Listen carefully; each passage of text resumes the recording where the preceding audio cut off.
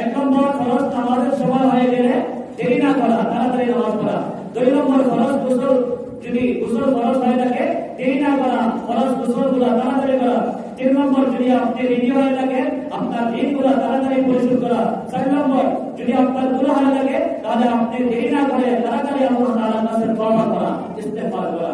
5 নম্বর আপনার ছেলে মেয়ে যদি বিবাহের উপযুক্ত হয়ে থাকে তাহলে আপনি দেরি না করে উপযুক্ত ছেলে মেয়েকে উপযুক্ত পাত্র পাত্রী পাইলে তাড়াতাড়ি বিবাহের ব্যবস্থা করে দেওয়া, বিবাহ দিয়ে দেওয়া। 6 নম্বর হলো যদি কোনো মানুষ মৃত্যুবরণ করে তাহলে দেরি না করে তাড়াতাড়ি দাফনের ব্যবস্থা করা। 7 নম্বর যদি কোনো মেহমান আপনার বাড়ি আসে তাহলে মেহমানের জন্য তাড়াতাড়ি মেহমানদারির ব্যবস্থা করা। 8 নম্বর মা বাবা যদি কোনো সন্তানকে ডাকে তাহলে ওই সন্তান মা বাবার ডাকে সাড়া দিবে। 9 নম্বর কোনো স্বামী যদি স্ত্রীকে ডাকে তাহলে ওই স্ত্রী স্বামীর ডাকে তাড়াতাড়ি সাড়া দিবে এবং স্বামীর কথাগুলো মেনে চলবে। 10 নম্বর উস্তাদ যদি কোনো ছাত্রকে ডাকে তাহলে ওই উস্তাদের ডাকে ছাত্র সাড়া দিবে।